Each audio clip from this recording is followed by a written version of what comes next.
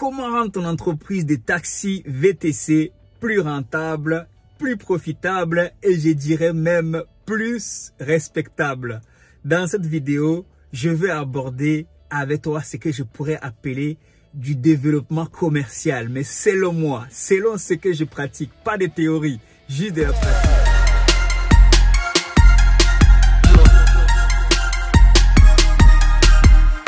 Salut à toi, bienvenue sur ma chaîne. Je suis Andersen Isaac, entrepreneur VTC, loueur de voitures, chauffeur de taxi aussi.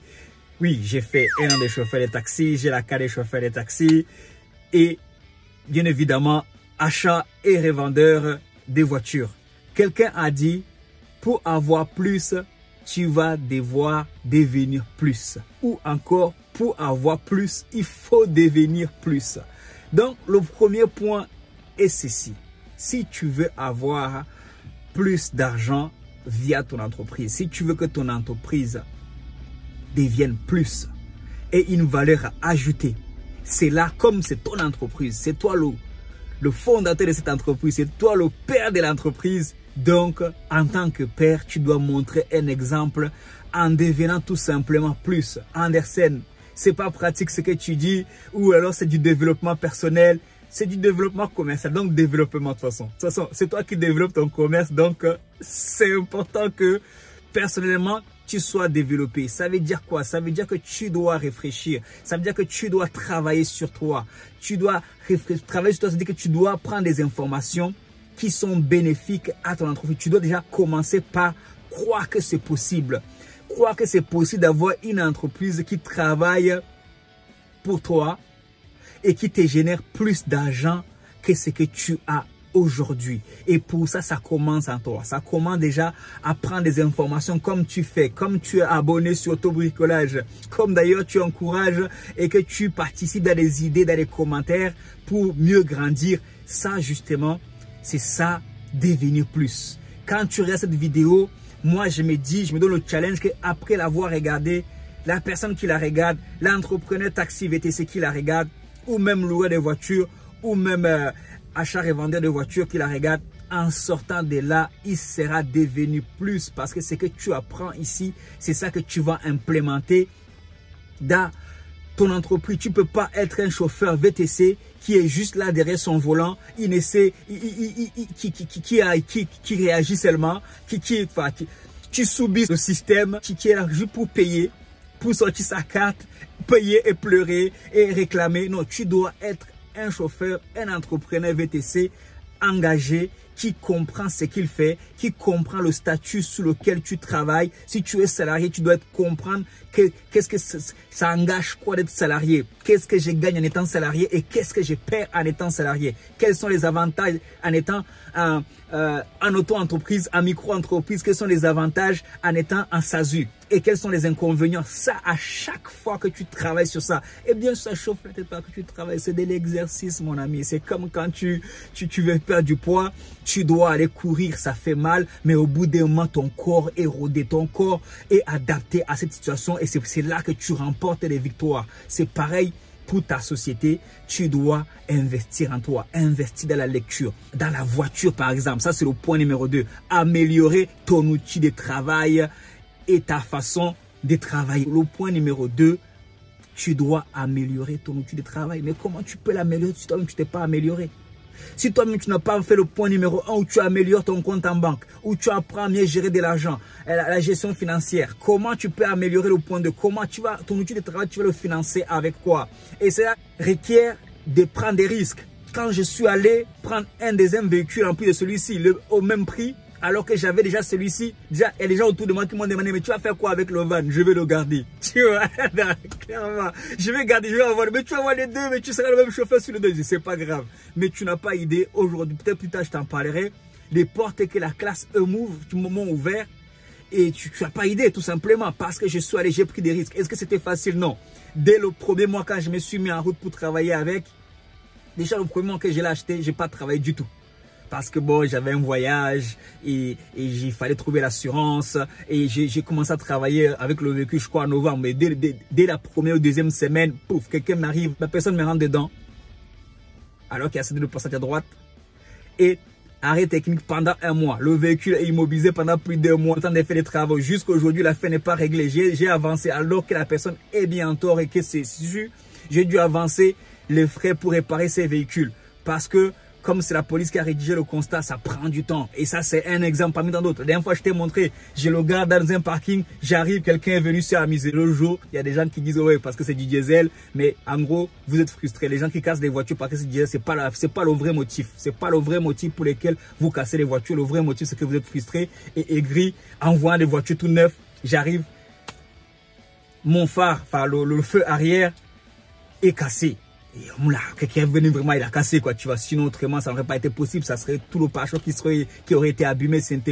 Le feu a été cassé. Ça, je te dis ça pourquoi? Parce que au bout d'un moment, tu vas devoir prendre certains risques. Il y a des risques que tu prends. Ce n'est pas gratuit. Tu vas devoir payer le prix. Mais c'est ça le prix de ton avancement. C'est ça le prix de ton développement. Ça doit t'écouter quelque chose. Ça doit t'écouter de l'argent. Ça doit t'écouter du temps. Ça doit t'écouter de l'énergie. Ça doit t'écouter même un peu de souffrance.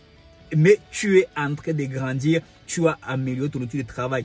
Ton outil de travail aussi, c'est une partie de toi. Si tu débarques, je suis désolé, tu peux commencer, comme moi-même je le dis souvent ici, j'ai commencé en 508. Tu peux commencer en 508 pour parler. Maintenant, c'est la voiture à la mode, c'est la Horus, que j'aime bien d'ailleurs. Tu peux commencer en Horus, mais si tu restes 3 à 4 ans en Horus, au bout des mois, tu vas commencer à développer quelque chose qui n'est pas forcément bien. Travaille justement dès la première année que tu es en Horus, commence à t'imaginer en van. Pourquoi c'est pas réservé que pour les autres. Commence à t'imaginer en classe E, selon les véhicules que toi tu aimes bien. Commence à t'imaginer à un niveau supérieur. C'est très important ce que je te dis ici là. Pour rendre ton business intéressant, tu dois te rendre intéressant. Tu dois rêver grand. Ça, c'est le deuxième point. C'est que améliorer ton outil de travail, c'est là où tu passes la journée. Comme je l'ai souvent dit ici, quelqu'un à l'époque m'avait dit avec Sevan, il avait clairement dit haine le confort. Tu vois ce que je veux dire? Bon, moi, je sais pas qui dit des gros mots, tu vois, facilement. Haine le confort ou en anglais, F le confort. Mais moi, j'ai dit non. Apparemment, les clients ne méritent pas le confort. Ils payent pas trop, ils payent pas assez. C'est pas des petites courses de 12 euros. À l'époque, quand j'ai pris le van, la course minimum était à 12 euros. Avec commission. Après commission, c'était 10 euros. Aujourd'hui, on est à 13,50 € minimum. Mais à l'époque, j'ai dit oui, c'est vrai. Mais moi, je crois que je le vaux bien. Je mérite le confort. Si le client ne mérite pas le confort, moi, je mérite de travailler 8 heures, 10 heures dans un véhicule confortable. C'est pour ça que je l'ai pris. C'est un point très important. Le point numéro 2. Tu le verras partout. Les gens qui n'ont pas fait d'études, quand j'ai voyagé au Rwanda ou même au Cameroun, tu rencontres des clients qui ont les chauffeurs qui ont les meilleurs, qui sont les chauffeurs qui ont investi par exemple dans une voiture climatisée, où un chauffeur est venu, il a installé une bonne musique et les gens viennent faire la queue pour aller dans sa voiture. Il a compris qu'il fallait trouver un moyen pour se rendre intéressant et plus respectable. Il est bien habillé. En tout cas, le point numéro 2 est très important si tu veux rendre ton entreprise VTC intéressant, viable, respectable. Et comme ça, au moins, c'est quand on te critique, on dit que critiquez-moi, mais moi, je roule dans une voiture à 100 000 €, à 70 000 €. C'est pas grave. Moi, mes clients, quand ils entrent dans ma voiture, ils disent waouh, mais on pensait pas que c'était une limousine qu'on avait commandée. Ça, là, ça veut dire que tu te mets en valeur. C'est très important. Je me suis retardé sur le point numéro 2. Il est très important. Ces points, ne le néglige pas. Pour terminer, le point numéro 3 n'est autre que ton positionnement. Comment tu te positionnes? Tu es où? Des gens qui me disent que moi, je reste dans ma banlieue, je vais pas à Paris. Mais moi, vous me faites rire. Franchement, c'est vous après derrière. Vous allez dire que ça ne marche pas, il n'y a rien, vous allez commencer à critiquer. Il faut te positionner là où il y a du monde, il y a du trafic, là où il y a de l'argent. Tu ne vas pas te positionner n'importe où. Tu vois, ton positionnement est très important. Moi, en fonction de mon véhicule, il y a des quartiers où je ne m'arrête pas. Je passe seulement, je dépose et je me dirige. Il y a des quartiers où quand ça sonne pas, c'est là, je sais que je vais m'arrêter là en 10 minutes. Ça a sonné maximum quand c'est calme.